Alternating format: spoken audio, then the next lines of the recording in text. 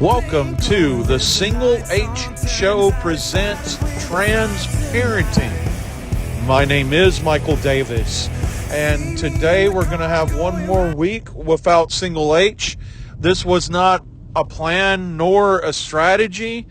Single H may even be a little upset with me that I have stepped out to do this podcast on my own this week.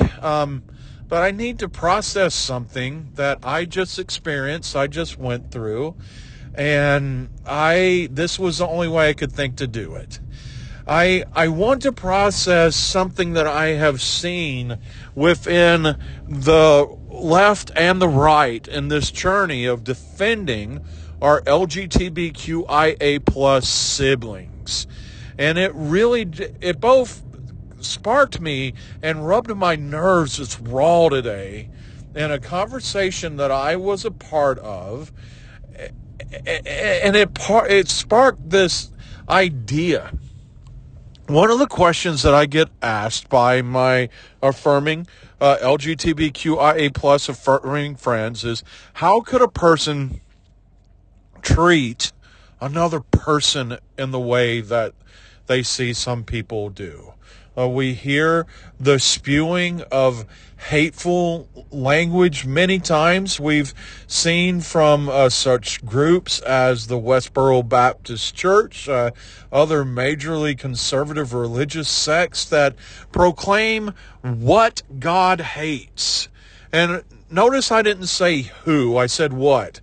It's going to become very important for the conversation that I want to process with you. What God hates. I noticed in a conversation that I had today, and then it sparked me in many, many other places that I've heard anti-LGBTQIA plus, anti-trans rhetoric, a commonality. And that commonality was this. When I hear anti-LGBTQIA plus rhetoric, when I hear anti-trans rhetoric, there is a dehumanization that I have noticed. It linked together for me today. There is a dehumanization in the process, Within this dehumanization, I started to link together how a person could be so hateful to another person.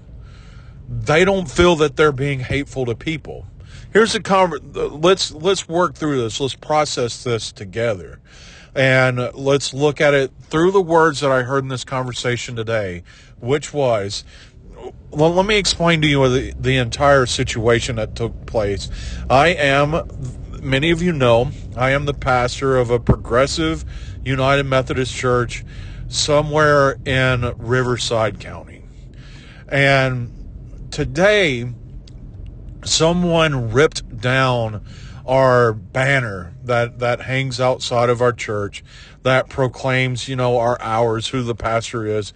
But there's rainbow lettering, rainbow coloring on it. There's open hearts, open doors, open minds, mission statement that once was the commercial for the United Methodist Church.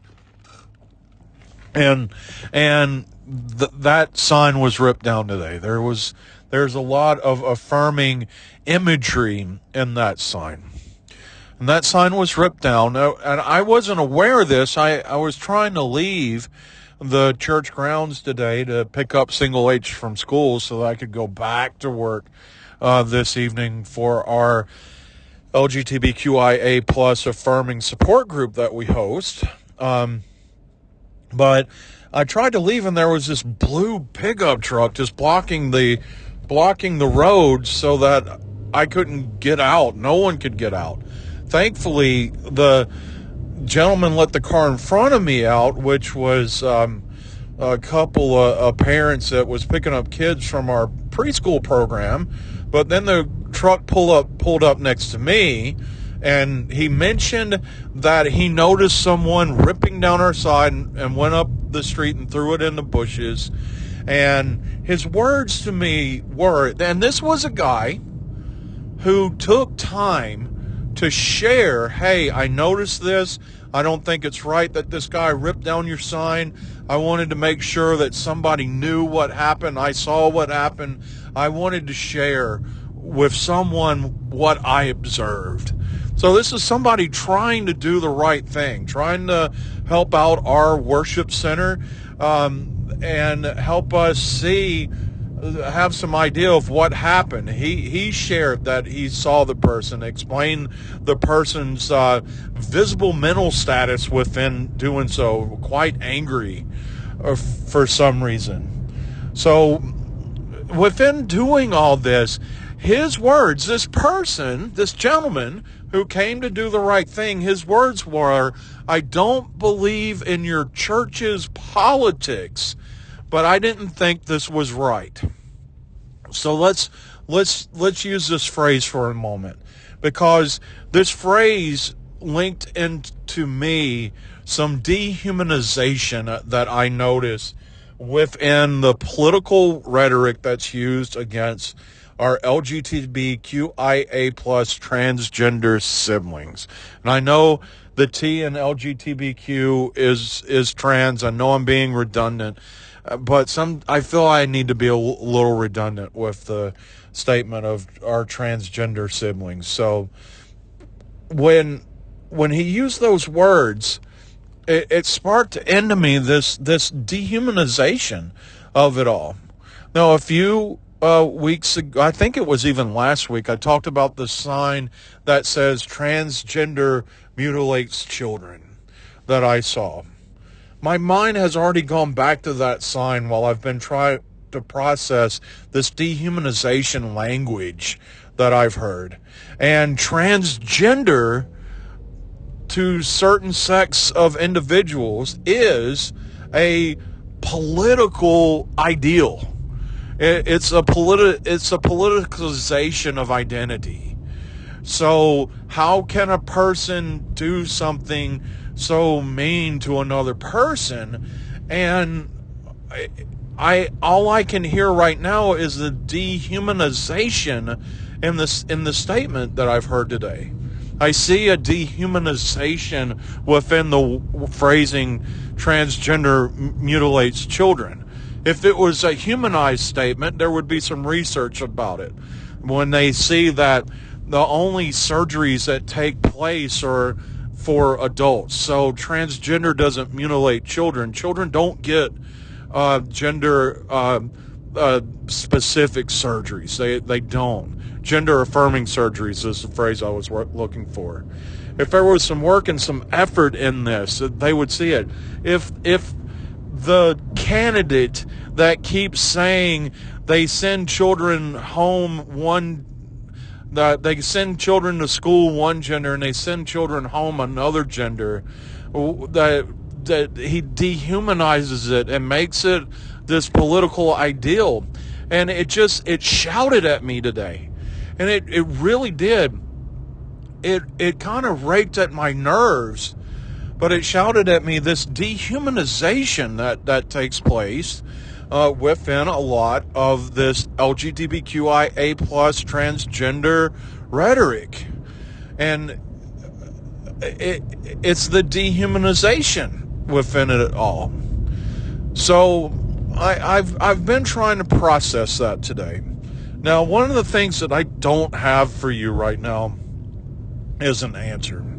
I don't know how to deal with this other than continuing to be a person that advocates awareness. I don't know how to deal with this outside of being a person that continues to go to school board meetings and express realities and statements that are constantly misphrased. We talk about that it's a secrecy issue between parents and children. I'm sorry, why is using a specific name for a specific kid a secrecy issue? If this kid had bumps and bruises and scratches continuously, that's a secrecy issue. My parents don't know that one of my favorite friends in in high school in jazz band always called me Dave because the wrestling team always called me Davis, and she thought my name was Davis, so she started calling me Dave. They don't know that because none of that shit matters. But it becomes this politicalized the ideal because it's been dehumanized with this statement that it's secret keeping. It's not secret keeping to call someone a special name. It's definitely not a life-threatening issue to call someone by a specific name. So it's been on my heart today, this statement. I don't believe in your church's politics. Now, it would have been more humanized. Let's share the other flip of this coin. It would have been a more humanized statement if this gentleman would have looked at me and said, I don't believe in what your church believes in. See, a belief is something that strikes within a core identity. A belief is something that strikes within who that we proclaim to be in the greater world. A belief is the way that we act and react to other people. So I would have heard humanized respect if the statement would have been, I don't believe in what you believe in. But I did hear the dehumanization within the statements of, I don't believe in your church's politics. So I just wanted to get on here and process this for a few minutes, because if you look, I am about to get very political, so please bear with me, because this dehumanization exists strongly within the LGBTQIA plus community, but it exists in all other marginalized areas of our existence. If we look at our current immigration issues that are being shouted about within certain spectrums of the political process, immigrants, people who need an opportunity to find a place of safety, comfort, and care, have become dehumanized as political statements of harm to the American values. And that's harmful. It's deadly. It has displayed to be deadly in actions of many things that have happened since the dogs and cats conversations of the most recent debate. We have people reacting to different siblings in the Haitian communities because we have this leader that dehumanized a whole section of individuals and dehumanized so much of this section of worldwide siblings that a caucus of them has pressed charges against said candidates. And I'm quite proud to hear this. But it's the villainization, it's the dehumanization of the immigration issue that makes it a political pawn that people grow in the hate with, when it's not this place of this humanization, that these are people, these are feelings, these are needs, there are consequences and celebrations that exist within all of this. But if it can be dehumanized to this place of a political issue, then people don't have to deal with the reality that people's lives are affected when these conversations take place. That's one of the things that I have dealt with for a few years now, as I've gone and done advocacy work at different school board gatherings. I have spoken at my previous church appointments town advocacy for our LGBTQIA plus siblings. I have spoken in the town that I live in that affects single H's life on LGBTQIA plus, specifically trans issues. And now I will be going soon and very soon to my second meeting in my new appointment area to advocate for LGBTQIA plus kids who have become dehumanized, politicized pawns towards leaders who have no visible interest in caring for those that they are supposed to be caring for, but only pushing agendas and ideologies that are harmful and destructive.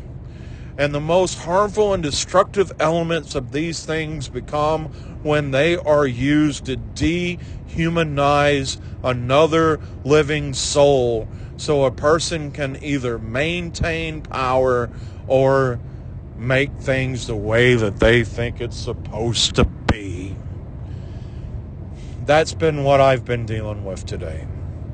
That has been my struggle, but it's kind of opened up my eyes and even new things that I need to share when I'm in my moments of advocacy, and maybe through sharing this with you today on this special edition of Transparenting, maybe it'll help you with some new words as you go out and advocate in different ways for any marginalized person that's been used as a politicized pawn or has been dehumanized for another person's betterment. I want you to think about what it means to really work through the rhetoric so that we can make sure that individuals are being cared for the ways that they can. You know, there's so many struggles. And as a person of faith, as trying to do the right thing, you know, there's so many different people in different areas that we are caring for that sometimes, unfortunately, we have to hurt Peter to pay Paul. It feels that way sometimes. It's something that I truly struggle with in my journey.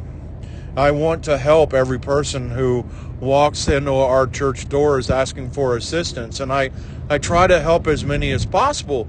But one of the things that I deal with is sometimes I can't help at the level that's being requested, and sometimes I really have to work through systems with these dear friends to get them connected to dear friends who can help them at the level that they need assistance. And sometimes even that is a hard task. But through the effort of doing that, God bless, some friends walk away disappointed because they were not able to get what they wanted. But deep down at the end, I hope that they see at least that their need and their condition was humanized through the effort and the work that went into trying to find a way to help. You know, even though I may not be able to have a tangible result of at the end of helping, I'm hoping that sometimes just the pure effort of helping humanizes a person to the extent that they see that they were valued, even if the results were for naught. I want us to hold on to all those things. And within all ways and all places, to help people find human dignity within their journeys. Because sometimes just the effort, I hope, is enough to display that someone was important, even if the results weren't what they asked for. Kind of deal with these things with me. Pray for me, because I am quite frustrated right now. I am just frustrated with the dehumanization that I have always seen, but it was struck across my head quite clearly today as I dealt with this conversation. So let's help our siblings see their worth and their value. Help them see themselves as humanized souls that are special and important, as we truly try to do our best we can for the greater world. That was Transparenting for this week. My name is Michael Davis. I promise you I will not steal a single H show from Hunter Mills, y'all, next week. So get ready to hear his wonderful voice in our next episode, but thank you for letting me have this time.